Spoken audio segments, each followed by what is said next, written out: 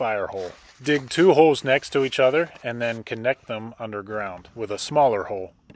The fire is going to go in this hole, and as the fire burns, it's going to pull in fresh air from the air intake. Duct tape also happens to be very flammable. So now you have a fire starter and a lighter in one. I like to make kind of a hollowed tube out of it and give it a light.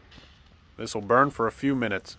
It's also a good idea to pry off the child safety guard that's on the striker wheel. And this makes for much easier striking for if you ever lose dexterity in your fingers from the cold. One of the best natural tinders you're going to find in the wild is birch bark. The bark contains oil to your larger tinder bundle.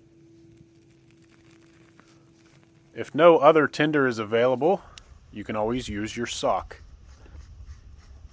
Take your knife and start shaving off the sock lint off of your sock, and it'll make a great tinder that will take a spark from your ferrocerium rod pretty easily.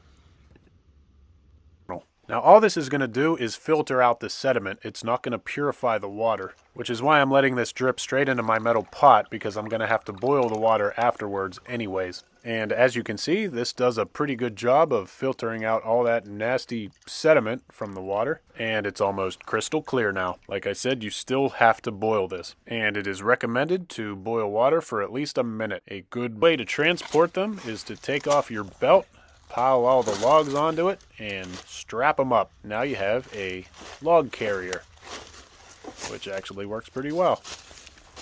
Carry your logs with one hand and hold your pants up with the other. Cattail seed fluff is very compacted in the seed head, but